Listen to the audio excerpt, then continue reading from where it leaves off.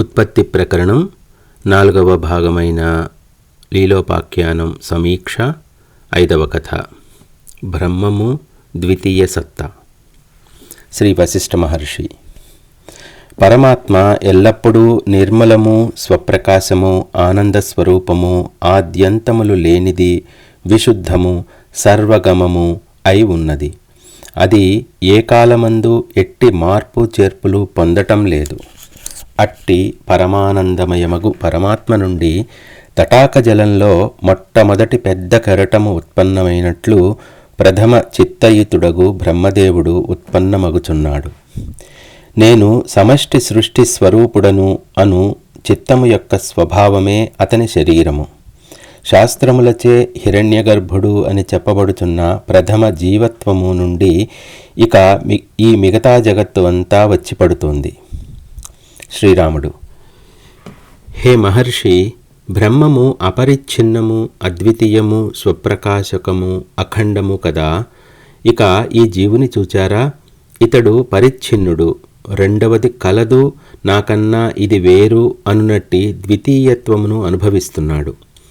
నేను పరిమితుడను, ఆధారపడి ఉన్నవాడను అను భావనోద్వేగమును పొందుచున్నాడు. నా సందేహమేమిటో వినండి. అట్టి బ్రహ్మము నుండి అందుకు వ్యతిరిక్తములైన గుణములు గల ఈ జీవుని సత్తా ఎట్లు బయల్వెడులుతోంది? లేక బ్రహ్మము ఈ జీవసత్తా అనబడు పరిమితానుభవం ఎట్లా పొందటం జరుగుతుంది? ఈ జగత్తులు ఎక్కడి నుండి ఉత్పన్నమవుతున్నాయి? ఈ విషయం నేను గ్రహించలేకపోతున్నాను. వశిష్ఠ మహర్షి.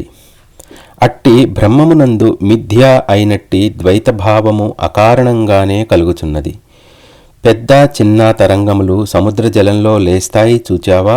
అట్లాగే నేను సమష్టి జీవుడను, నేను వ్యష్టి జీవుడను అనునట్టి పెద్ద చిన్న తరంగ రూపకల్పనలు బ్రహ్మమునందు కలుగుచున్నాయి. అయితే బ్రహ్మము ఏనాడు జీవుడు అగుటలేదు. మరి మాకు జీవుడు కనిపిస్తున్నాడు కదా అంటావా? అట్లా తోచటం అవిద్యా సంస్కారము చేతనే. మట్టితో బొమ్మను తయారు చేశామనుకో, మట్టి తన ఆకారమును పోగొట్టుకుంటోందా? అసలు మట్టికి ఆకారమంటూ ఏదైనా ఉన్నదా? మరి బొమ్మకు ఆకారం ఉన్నది కదా. బొమ్మకు ఆకారం మట్టిలోంచే వచ్చింది కదా. అట్లే బ్రహ్మము కూడా సర్వదా నిర్మలము, సర్వవ్యాపి అయి ఉండి కూడా జీవుడు అనబడు ఒకానొక సంకుచితత్వము తన యందు ఆపాదించుకుంటోంది. కానీ బ్రహ్మమునందు జీవుడు అగుట అను స్వభావం లేదు. ఈ జీవుడు బ్రహ్మమే అయి ఉన్నాడు, కానీ మరింకేమీ కాదు. మరి ఈ స్వల్పత్వాదులు ఎక్కడ నుండి వస్తున్నాయంటావా? ఆత్మదర్శనము అను విషయంలో కొంత భ్రమ, అసామర్థ్యము, అవిచారణ స్వయముగా కారణరహితంగా ఆత్మయందు ఏర్పడుచున్నాయి. ఫలితంగా విశాల చిదాకాశమే అత్యంత భీషణమై తోచుచున్నది. కానీ అదే చిదాకాశము జ్ఞానులకు మాత్రం ఆనందమయము, శాశ్వతము, ప్రశాంతము, ఉద్వేగరహితముగా తెలియవచ్చుచున్నది.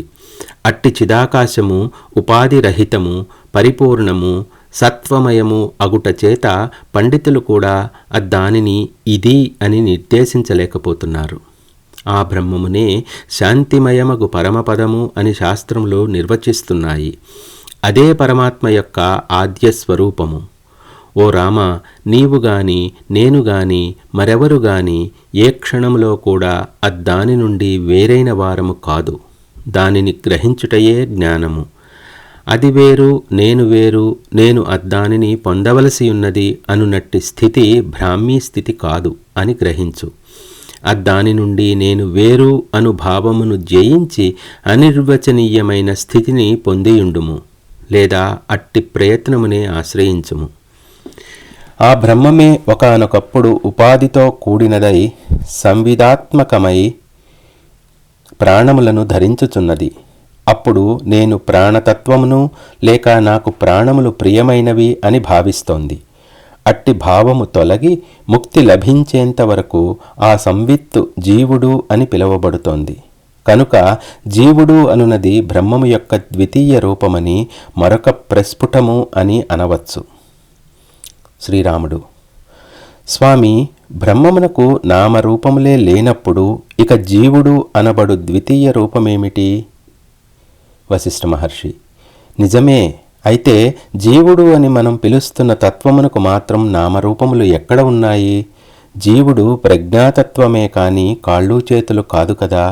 ఇక నామరూపాదులు ఆపాదించటం, దర్శించటం భ్రమాత్మకమగు అవగాహన వలననే ఏర్పడుచున్నాయి. బ్రహ్మము ఎట్లు వాక్కునకు అందనిదై అనిర్వచనీయమై ఉన్నదో ఈ జీవుని విషయం కూడా అట్టిదే. ఈ జీవుడు కూడా వాక్కుకు అందనివాడు, అనిర్వచనీయుడు. వాస్తవానికి ఈ జీవునకు బ్రహ్మమునకు భేదం వట్టి కల్పన మాత్రమే. అయితే అశాంతితో నిండియున్న ఈ జనుల అవగాహనను చూచినప్పుడు సత్యద్రష్టలమగు మా హృదయం ఆర్ద్రతతో నిండిపోతోంది. అందుచేతనే ఇది సత్యము, ఇది భ్రమ అని బోధించుటకు ఉపక్రమిస్తున్నాం. అందుకు అనువుగా జీవుడు, బుద్ధి, మనస్సు, నేను, నీవు, జగత్తు అను పదజాలం ఉపయోగిస్తున్నాం. ఈ జీవుడే పూర్ణమగు బ్రహ్మమై ఉన్నాడు. కనుక సర్వ సందేహములను, వివాదములను, స్వప్నతుల్యములను త్యజించి నిశ్చింతులై పూర్ణభావము వహించి ఉండండి అని నిరూపిస్తున్నాం. ఫలితంగా అనేక మంది విచారణ పరులు విచారణ, విమర్శ, విశ్వాసములను సమన్వయపరుచుకొని ప్రయత్నశీలురై పూర్ణానందమయులు అగుచున్నారు. ఇదంతా బ్రహ్మము యొక్క చమత్కారము, కల్పనా చాతుర్యమే కాని మరింకేమీ కాదు. చిదాకాశరూపమగు పరబ్రహ్మమున అసంఖ్యాకములు, అనుభవాత్మకములు అగు జగత్తులు ప్రతిబింబిస్తున్నాయి. అయితే ఏది ప్రతిబింబించినా ప్రతిబింబించకపోయినా దర్పణములో మార్పు చేర్పులు ఏమి ఉంటాయి? ఏమీ ఉండవు కదా. అట్లే చిదాత్మ విషయం కూడా. వాయువు ప్రసరించనప్పుడు సముద్రం ప్రశాంతంగా ఉంటుంది. వాయువు ప్రసరించినప్పుడో జలమంతా అనేక తరంగాలతో కల్లోలమై ఉంటుంది. కానీ సముద్ర జలం జలంగానే ఉభయ స్థితులందు ఉంటోంది. నిశ్చల జలంలో వేయబడ్డ గులకరాయి వలె చిత్తచాంచల్యము కలిగినప్పుడు మనోవృత్తులతో కూడిన జీవసత్తనే జీవుడు అని అంటున్నాం. నిర్మలమగు బ్రహ్మవస్తువునందు ప్రాణస్పందము రోపితమైనప్పుడు జలం కనిపించకుండా తరంగం కనిపిస్తున్నట్లు, బంగారం తోచకుండా ఆభరణమే తోచునట్లు ఆ బ్రహ్మవస్తువునందు గల నిష్క్రియత్వము కనిపించకుండా ఉంటుంది. అప్పుడు పరిచ్ఛిన్నానుభవంతో కూడిన అహంభావం యొక్క స్ఫురణ ఏర్పడుతోంది. అట్టి స్ఫురణయే జీవుడుగా నిర్వచించబడుతోంది. నిప్పులో వేడి ఉన్నట్లు, మంచులో చల్లదనము ఉన్నట్లు బ్రహ్మమునందు చాంచల్య స్వరూపమగు జీవభావము కూడా ముక్తి లభించనంతవరకు ఉండి ఉంటోంది. చిద్రూపమగు ఆ ఆత్మతత్వమునందు స్వభావ వశంచేత కలుగు పరిచ్ఛిన్నత్వమే ఈ జీవుడు. బ్రహ్మము యొక్క పరిచ్ఛిన్నత్వము లేక జీవభావము మొదలైనదంతా దృఢమగు వాసనా బలంచేత క్రమంగా అహంభావ రూపమును దిద్దుకొనుచున్నది. ఓ రామచంద్ర, అటు ఆకాశం వైపు చూడు. అక్కడ నీకు నీలిరంగు కనబడుతోంది కదా. ఆ వర్ణము ఎక్కడ ఉన్నది? అసలు ఉన్నదా? లేదు, అయినను కనిపించుచున్నది. ఈ అహంభావము జీవుని యందు ఇక్కడ ఇట్లు ఉన్నది అని గుర్తించుటకు వీలుగా లభించటం లేదు, కానీ అనుభవం అవుతోంది. ఆత్మదర్శనం కాకపోయినట్టి కారణం చేత చిత్ చైతన్యము తనను తాను అహంభావముచే కుదించబడిన దాని వలె గాంచుచున్నది. ఈ జీవుడు పూర్వ సంకల్ప సంస్కారములచే ప్రబోధితుడై అట్టి అధ్యాస వలన అహంభావము అను అనుభవం పొందుతున్నాడు. ఆ అహంభావమే స్వసంకల్ప బలంచేత పరిచ్ఛిన్నమై దేశము, కాలము, దేహము మొదలైన భావావేశములకు లోనగుచున్నది. ఈ దేహాది ఆకారములను దాల్చుచున్నది. వాయు స్పందము వలె స్ఫురించుచు స్వసంకల్పించటం అను స్వభావం చేత చిత్తము, జీవుడు, మనస్సు, మాయ, ప్రకృతి అనే పేర్లతో పేర్కొనబడుతోంది. సంకల్పాత్మకమైనట్టి ఈ చిత్తమే హిరణ్యగర్భుడు అగుచున్నది.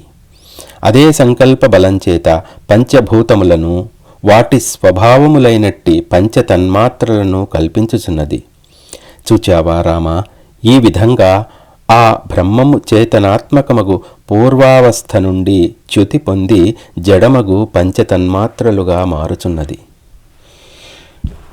ఆకాశతత్వము నుండి శబ్దతత్వము, వాయుతత్వము నుండి స్పర్శతత్వము, తేజోతత్వము నుండి రూపతత్వము, జలతత్వము నుండి రసతత్వము, భూతతత్వము నుండి గంధతత్వము ఏర్పడుచున్నది.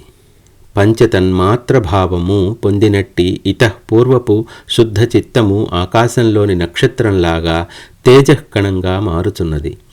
బీజము అంకురిస్తుంది చూచావా? నీరు గడ్డకట్టి ఆయా రూపములు పొందుచున్నట్లు ఆ తేజఃకణము తన యందు బ్రహ్మము ప్రకాశించుచుండగా అండత్వము పొందుతోంది. దివ్యదేహ కల్పనను ఆశ్రయించి దివ్యదేహమును పొందుచున్నది. అహంభావ శూన్యమైన పదార్థములందు అహంభావమును పొందుతోంది. ఇక ఆయా లోకములన్నిటి యందు సంచరిస్తోంది. కొన్నిటి యందు స్థావర భావమును, మరికొన్నిటి యందు జంగమ భావమును, ఇంకొన్నిటి యందు ఖేచరత్వమును స్వసంకల్ప మహిమ చేత పొందుతోంది. ఖేచరత్వము అనగా ఆకాశ సంచార భావన. సృష్టికి పూర్వం పంచతన్మాత్ర సంకల్పము నుండి ఉదయించినట్టి జీవదేహమే క్రమంగా బ్రహ్మదేవుని పదమును పొందుచున్నాడు. అట్లు పొంది సమిష్టి జీవభావముచే అతడు ఈ జగత్తును నిర్మించుచున్నాడు. స్వయంభువు అయినట్టి సమిష్టి సృష్ట్యానుభవి స్వభావనావశంచేత తాను సంకల్పించి దర్శించు దానిని తానే ఆహా ఇది ఎక్కడి నుండో ఉత్పన్నమైనది కదా అని భావిస్తున్నాడు. అట్లే అనుభవం కూడా పొందుతున్నాడు. అయినప్పటికీ అతడు చిత్ స్వభావుడే అయి ఉన్నాడు. అందుచేత అన్నిటికీ కారణము స్థానము అయి ఉన్నట్టి బ్రహ్మభావమును త్యజించివేయటం లేదు. అట్లు త్యజించకుండానే జగత్తుకు కారణమైన కర్మలను నిర్మించుచున్నాడు. జలము తన జలస్వభావం త్యజించకుండానే తన యందు తరంగములు అనబడు ఆకార వికారమును ప్రకటిస్తోంది. చిత్తు నుండి స్వాభావికంగానే చిత్తము ఉదయించుచున్నది. తరంగములు వేరైన క్రియా రూప నామము కలిగి ఉన్నప్పటికీ విచారించి చూచినప్పుడు, చేతితో స్పృశించినప్పుడు జలంగానే అగుచున్నది కదా. అట్లే జగత్కారణమగు కర్మలు జలములోని నురుగు యొక్క తెలుపు వలె భ్రమాత్మకములుగానే ఉండి ఉంటున్నాయి. ఎందుకంటావా? వాస్తవానికి చిత్ అనునది ఈ జగత్తుల చేతగాని, జన్మల చేతగాని, కర్మల చేతగాని, మరింకెద్దాని చేతనైనా గాని బద్ధము అగునది కాదు. అయినప్పటికీ భ్రమచే నేను పరిమితాచరణ పరుడను అను స్వప్న సదృశ భావన మాత్రం పొందుతోంది. ఈ జీవుడు సర్వదా చిత్ స్వరూపుడే సుమా. అట్లే సమిష్టి రూపుడగు హిరణ్యగర్భుడు కూడా. ఒకడు తన అంతరంగమున లేక మనస్సునందలి సంకల్పించిన అట్టి సంకల్పానుసారంగానే ఈ జగత్తును దర్శిస్తున్నాడు. అనగా సంకల్పములు ఉదయించటానికి ముందే మనస్సు ఉన్నది. మనస్సు ఉదయించటానికి ముందే జీవుడు ఉన్నాడు. మొట్టమొదట అతడు నిష్క్రియుడై ఉన్నాడు. ఆ తరువాత సంకల్పించి కర్మలను వనర్చుచున్నాడు. ఒక విత్తనములో అంకురము మొలచుట అను సూక్ష్మభావమున ఉత్పన్నమై పెరిగి క్రమంగా ఆకులు, కాండము, శాఖలు, ఫలములు, పుష్పములు మొదలైన రూపములుగా మారుచుండుట చూచావు కదా. అట్లే హిరణ్యగర్భుని యందు ఇంతకు ముందే సంకల్పము రూపమున ఉండిన జీవులు ఇట్లు నానా రూపములుగా ప్రకాశము నొందుచున్నారు. అదే సమయమున ఈ జీవులు పూర్వకల్పములలో తాము వనరించిన కర్మలను అనుసరించి తదనుగుణములైన శరీరములను ఇందు పొందుచున్నారు అనునది కూడా ఇక్కడ సహేతుకమే అగుచున్నది. ఆ తరువాత వారు జనన మరణ కారణమగు తమ కర్మలను అనుసరించి స్వర్గ నరకాదులను పొందుచున్నారు. అయితే కర్మ అనునది కూడా చిత్ స్పందమే కాని వేరేమీ కాదు. అట్టి చిత్ స్పందమే లేక సంకల్ప చమత్కారమే దైవము, చిత్తము, కర్మ, శుభము, అశుభము కూడా అయి ఉన్నది. చెట్టు నుండి పూలు, కాయలు ఉత్పన్నమగుచున్నట్లు ఆది కారణమగు చిత్ స్పందము నుండే ఈ జగత్తులు మరలా మరలా ఉద్భవిస్తున్నాయి. మరలా మరలా లయిస్తున్నాయి. జగత్కారకుడగు ఆత్మ భగవానుడు మాత్రం నిశ్చింతుడై యథాతథంగా ఉండి ఉన్నాడు. ఉత్పత్తి ప్రకరణం లీలోపాఖ్యానం సమీక్ష 6వ కథ. మనస్సు, జీవుడు, బ్రహ్మము. వశిష్ఠ మహర్షి: ఆ పరమ కారణమగు బ్రహ్మము నుండి మొట్టమొదట మనస్సు ఉదయిస్తోంది. కనుక ప్రతి అనుభవమునకు వస్తున్న వస్తువు మనోమయమే. ఈ దృశ్య పదార్థముల వ్యవస్థితి అంతా మనస్సునే ఆశ్రయించుకుని ఉన్నది. అయితే ఈ మనస్సు కూడా స్వకారణము అయినట్టి పరబ్రహ్మము కంటే వేరైనది ఏమాత్రం కాదు. ఈ మనస్సు తరంగముల వలె అటూ ఇటూ మారుతూ తాను ఆశ్రయిస్తున్న వస్తుజాలముల మార్పు చేర్పులను తన యందు అనుభవ రూపంగా పొందుతూ ఉంటుంది. ప్రపంచంలో ఉన్న భేదములన్నీ మనస్సుచే కల్పించబడుచున్నవి మాత్రమే. ఈ మనస్సే నాశనమైతే ఇక ఈ సుఖ దుఃఖ అధిక అల్ప భేదభావములు తొలగిపోతాయి. అప్పుడు ఆ సద్వస్తువు ఒక్కటి మాత్రమే ప్రతిష్ఠించబడగలదు. మనస్సు లయమైతే ఆత్మ ఒక్కటే శేషిస్తోంది. ఇక సమిష్టి స్వరూప జీవుడగు హిరణ్యగర్భుడు, జీవుడు, మనస్సు, మాయ, కర్త, జగత్తు మొదలైన భేదములు తొలగుతాయి. ఈ కనబడేదంతా అప్పుడు ఆత్మజ్ఞానము అను జలముతో కూడిన చిత్ సముద్రమై వెలయుచున్నది. ఈ జగత్తు, చిత్తము అనునవి ఒకానొకప్పుడు ఉంటున్నాయి, మరొకప్పుడు లేనివి ఆగుచున్నాయి. అనగా అవి అనిత్యములే అనక తప్పదు కదా. అందుచేత అవి అసత్తు అని చెప్పబడుచున్నాయి. ఒక్క అజ్ఞానులకే ఈ జగత్తు, చిత్తము అనబడునవి సంకుచిత దృష్టి వలన సత్యము వలె ప్రతిభాసించుచున్నాయి. వారి పట్లనే అవి సత్త కలిగి ఉంటున్నాయి. సదసదాత్మకము అనగా వ్యవహార దృష్టితో చూచినప్పుడు కూడా ఈ జగత్తు సదసదాత్మకము అని తెలియవస్తోంది. ఎట్లంటావా? విను. ఒక మనస్సు ఇది ఉన్నది అను విధంగా సంకల్పించుచున్నప్పుడు అది అట్లే ఉంటుంది, ప్రాప్తిస్తోంది కూడా. ఏది, ఎక్కడ ఉన్నది? లేదు కదా అని తలచినప్పుడు ఈ జగత్తు లేకయే పోతోంది. అందుచేతనే పెద్దలు దీనిని సదసదాత్మకము అని చమత్కారంగా పిలుస్తున్నారు. ఏది ఏమైనప్పటికీ పారమార్థిక దృష్టియందు చిత్తము, జగత్తు ఈ రెండూ కూడా స్వప్నములోని అనుభవంలాగా అళీకములు మాత్రమే. ఇందులో సందేహమంటూ ఏదీ లేదు. జ్ఞానముచే ఈ చిత్తము సంస్కరించబడనంత వరకు ఈ జగత్తు యొక్క అనుభవం సత్యముగానే ప్రాప్తిస్తూ పోతోంది. ఎప్పుడైతే చిత్తమునందు ఉత్తమ జ్ఞానము జాగృతమవుతోందో ఇక ఆ క్షణము నుండి ఈ జగత్తు, ఇందలి పదార్థముల అనుభవం ఇదంతా మిథ్యగానే తెలియవచ్చుచున్నది. అందుచేతనే చిత్తము ఈ జగత్తును గాంచటం అనున్నది ఒక విధంగా సత్యము, మరొక విధంగా అసత్యము కూడా అయి ఉంటుంది. రామచంద్ర, అంతటికీ కారణం మనస్సేనయ్యా.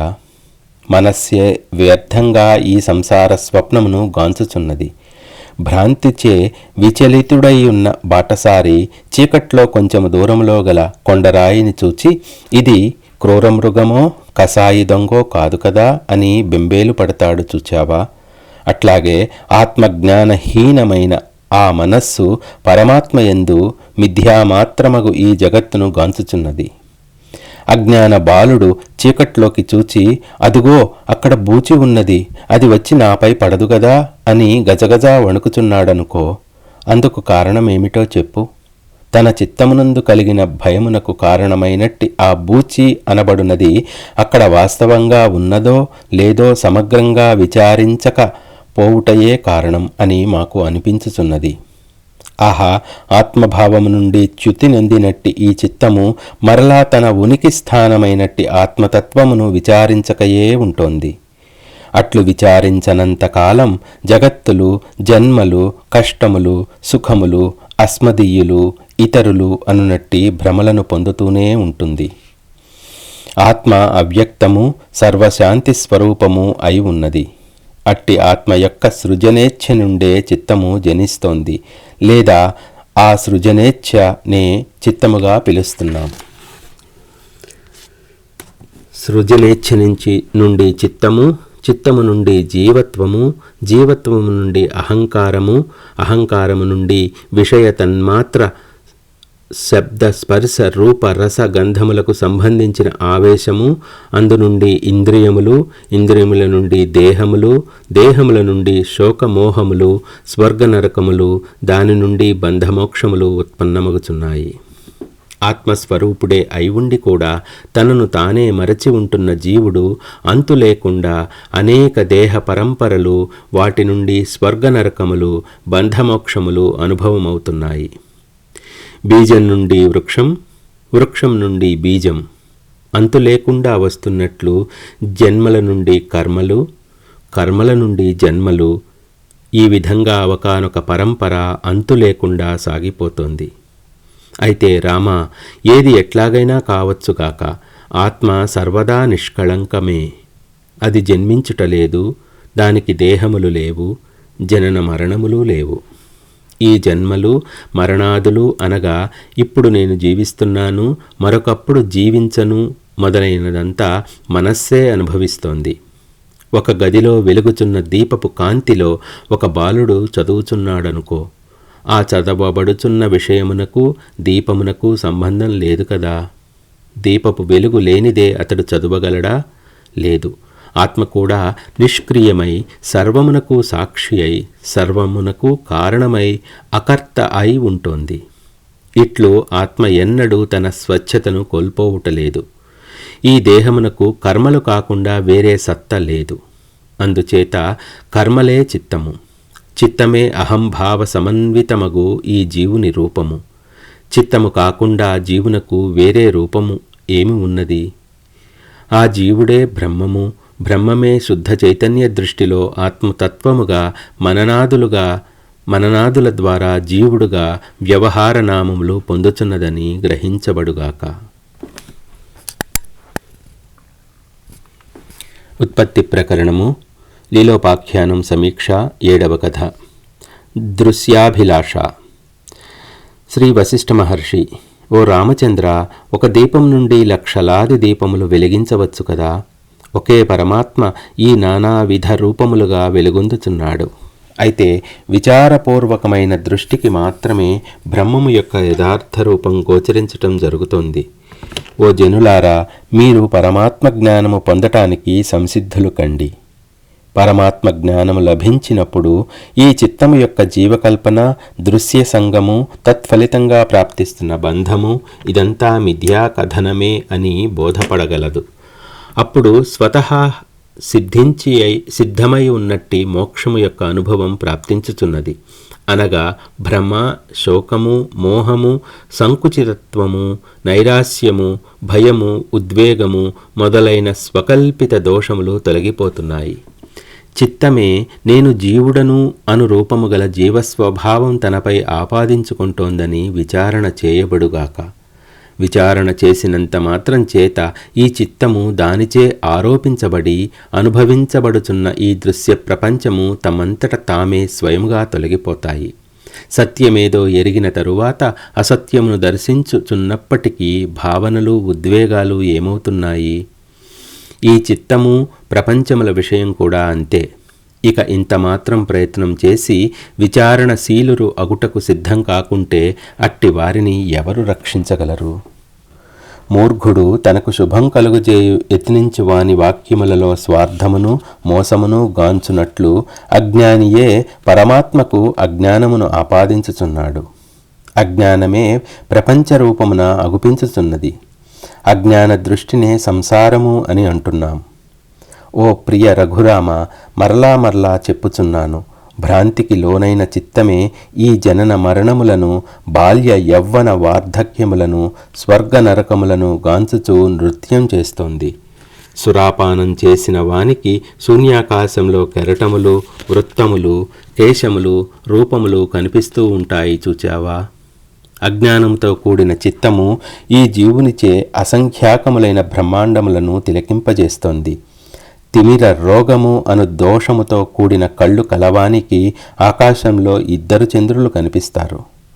చిత్తరోగముచే పీడించబడుచున్న ఈ జీవుడు కూడా పరమాత్మయందు ద్వైత భ్రాంతిని గాంచుచున్నాడు. నల్లమందు మ్రింగినవాడు స్థావరములైనట్టి వృక్షాలు గాలిలోకి లేచి నృత్యం చేస్తున్నట్లు చూస్తున్నాడు. చిత్త విమోహితుడైన ఈ జీవుడు కూడా నిశ్చలమగు ఆత్మయందు సంసారమును గాంచుచున్నాడు.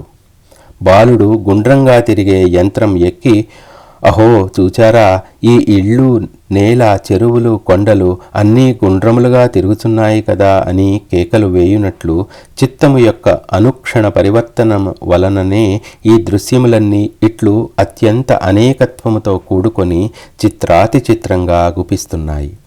చిత్తము ద్వైత భ్రాంతి పొందినప్పుడు మాత్రమే ఈ ద్వైత భ్రమ అంతా కలుగుతోంది. ద్వైతానుభూతి నశిస్తే అప్పుడు ద్వైత ప్రపంచము నశించిపోవుచున్నది, అనగా లేనిదే అగుచున్నది. ఒక్క పరమ వస్తువు మాత్రమే ప్రతిష్ఠించబడుచున్నది. కట్టెలు తొలగిస్తూ పోతే నిప్పు ఆరకేం చేస్తుంది? ఆత్మవిచారణ, తత్వవిచారణ చేత, తదనుకూలమైన అభ్యాసం చేత ఈ విషయ దర్శనము అనే అగ్ని తొలగిపోతుంది. అప్పుడు చిత్తము కూడా తొలగిపోతుంది. ఇదంతా ఆత్మయే, వీరంతా ఆత్మస్వరూపులే అని చిత్తమును అభ్యసింపచేయాలి. చిత్తము కంటే వేరుగా ఇంద్రియ విషయములు గాని మరింకేది గాని లేవు. అందుచేత ఓ జనులారా, ఆత్మ విషయమై జ్ఞానమును అజ్ఞానమును వేరుపరచగల క్రియా విశేషములను అభ్యసించండి. చిత్తము యొక్క విషయములను దర్శించటం, ఆశ్రయించటం అనే దుర్వ్యసనములను లుప్తం చేయండి. అట్టి అభ్యాసం చేత జీవుడు ఇది నేను, ఇది నేను కాదు అను రూపము గల ఉత్తమ జ్ఞానం పొందగలడు.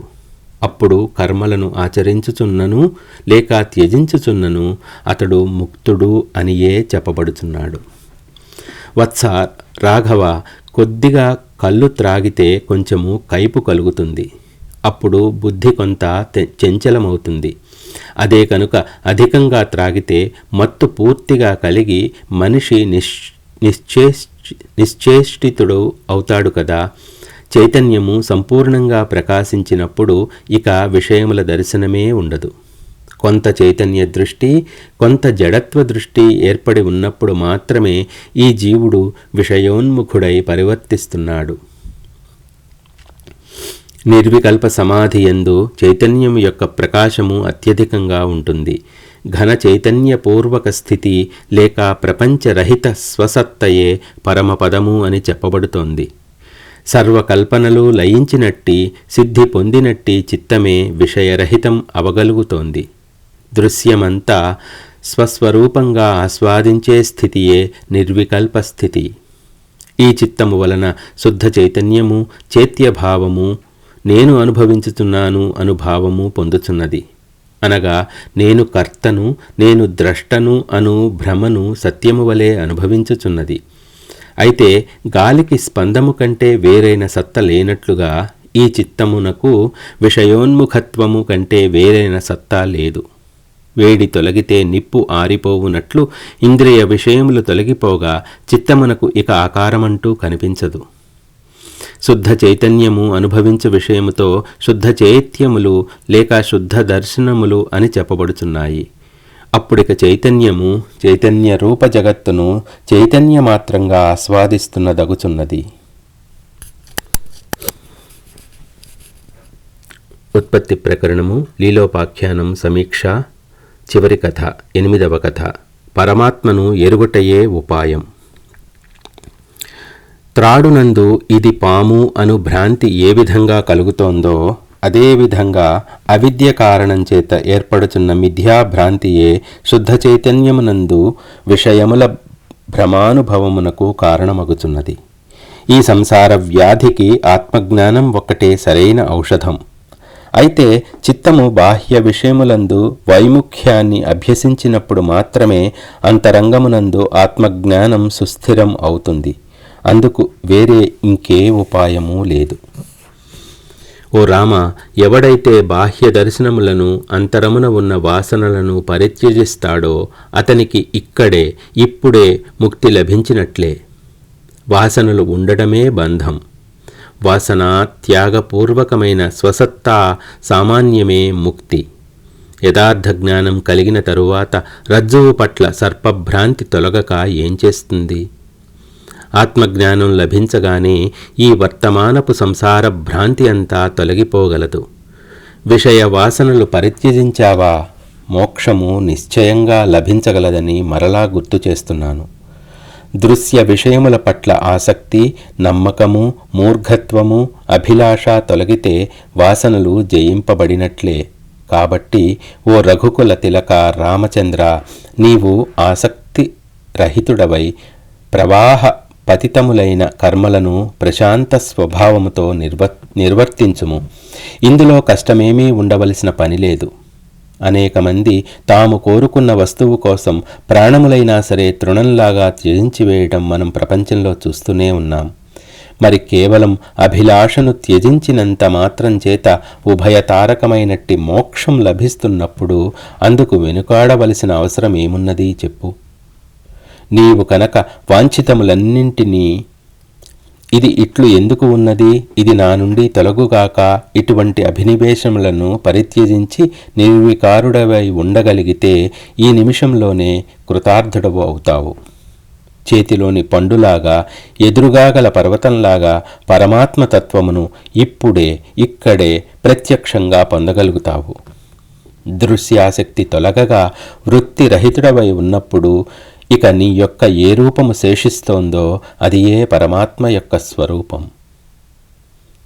అంతేగాని ఆ పరమాత్మ స్థానము లేక స్వరూపము ఎప్పుడో ఎక్కడో ఎన్నడో ఏదో నిర్వర్తించగా ఎక్కడి నుండో వచ్చిపడేది కానే కాదు. తరంగముల రూపంలో కనిపించేదంతా ఒకే సముద్ర జలం కదా.